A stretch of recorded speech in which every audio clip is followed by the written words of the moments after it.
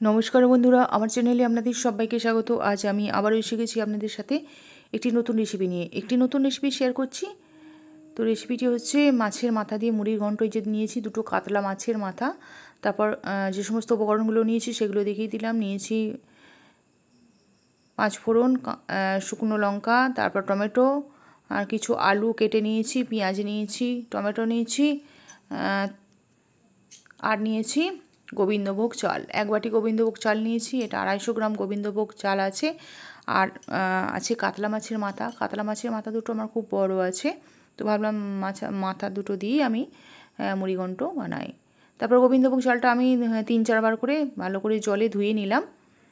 নেওয়ার পর এদিকে গ্যাসে উনানে কড়াই বসিয়ে দিচ্ছি এবং এতে সর্ষের তেল দিয়ে দিলাম। আমি এই রান্নাটা কিন্তু সর্ষের তেলেই করব। তেলটা ভালো করে গরম করে নিলাম। নেওয়ার পর মাছটা প্রথমে আমি ভেজে নিচ্ছি। কাতলা মাছের মাথাটা ভালো করে ধুয়ে নুন হলুদ মাখিয়ে নিয়েছিলাম। নেওয়ার পর আমি ভালো করে মাথা পিস দুটো ভেজে নিচ্ছি, উল্টে পাল্টে ভেজে নিচ্ছি। বেশ লাল লাল করে কিন্তু একটু ভাজতে হবে।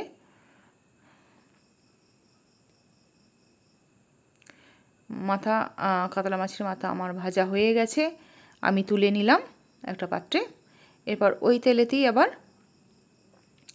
5 ফোড়ন আর শুকনো লঙ্কা দিয়ে দিলাম, গোটা গরম মশলা দিয়ে দিলাম। গোটা গরম মশলা মানে এলাচ, লবঙ্গ, দারচিনি আছে, দিয়ে দিলাম।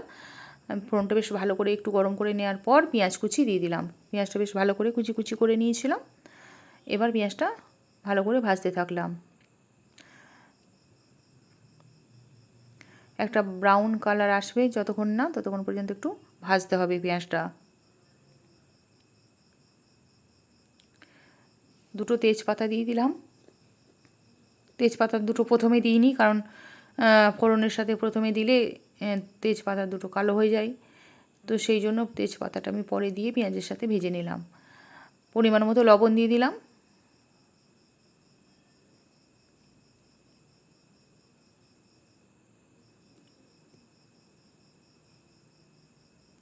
লবণটা দিয়ে একটু ভেজে নিলাম। নেওয়ার পর এবার আলুর যে পিস করে রেখেছিলাম ছোট ছোট করে, দেখতে পাচ্ছেন, এই আলুটা এবার পেঁয়াজের সাথে একটু ভেজে নেব। খুব সুন্দর করে একটু ভেজে নেব।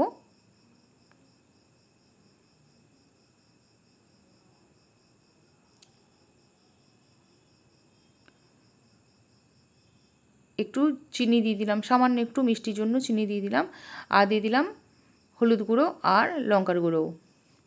যে যেরকম ঝাল খাবে সেই বুঝে কিন্তু লঙ্কাটা ব্যবহার করবে। এখানে আরেকটা আমি টমেটো কুচি দিয়ে দিলাম। একটা টমেটো আমি কুচি কুচি করে নিয়ে দিয়ে দিলাম। এবার টমেটো আর আলু, পেঁয়াজ সমস্ত সবজিগুলো একসাথে একটু কষে নেব। তারপর মশলা দিয়ে দিলাম আদা আর রসুন বাটা।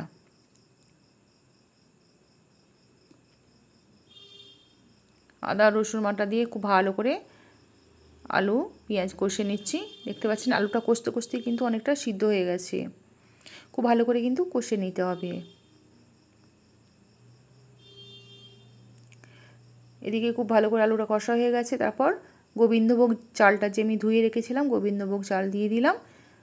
গোবিন্দভোগ চালটা দিয়ে এবার আলুর সাথে 2 মিনিট মতো নাড়াচাড়া করে নিতে হবে।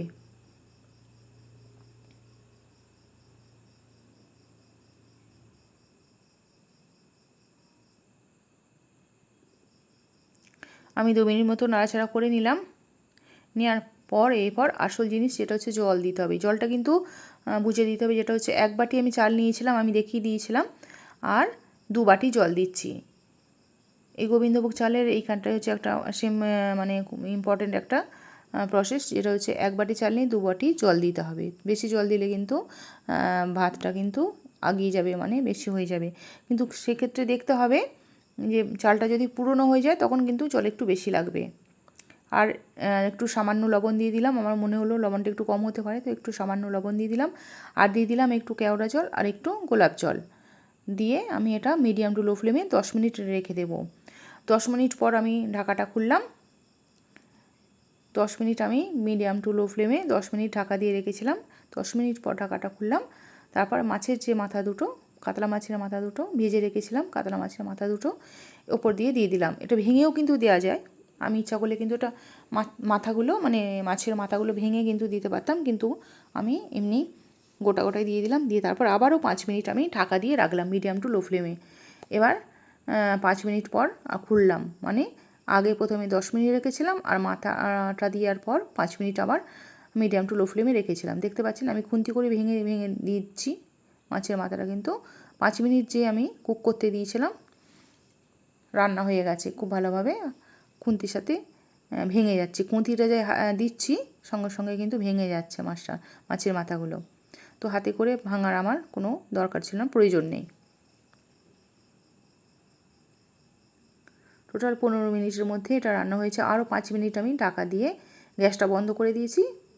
এবার এটা নাড়াচাড়া করে নিচ্ছি। মাছের মাথা দুটো আমি ভাতের সাথে মিশিয়ে নিচ্ছি, রাইসের সাথে ভালো করে মিশিয়ে নিলাম। গ্যাসটা বন্ধ করে দিয়েছি। এটা আরও আমি 5 মিনিট ঢাকা দিয়ে রাখবো। 5 মিনিট পর আবার খুলে গাওয়া ঘি দিয়ে দিচ্ছি। সর্বশেষে 2 চামচ আমি গাওয়া ঘি দিয়ে দিলাম। এই গাওয়া ঘিটা কিন্তু অতি অবশ্যই দিতে হবে। গাওয়া ঘিটা দিয়ে আর একবার ঢাকা দিয়ে রেখে দিলাম, মানে বেশ গরম আছে। এবার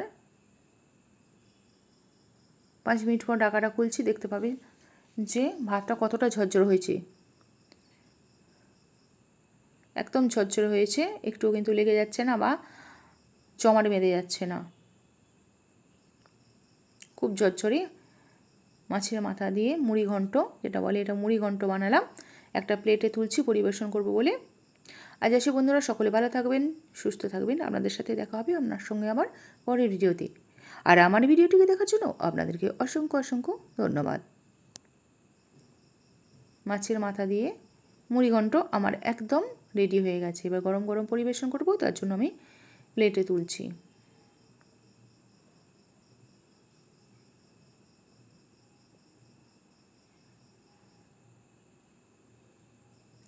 আজ এসে বন্ধুরা সকলে ভালো থাকবেন, আবার একবার বলছি সুস্থ থাকবেন। Bye bye, tata. আপনাদের সাথে দেখা হবে আমার সঙ্গে আবার অন্য কোনো ভিডিওতে।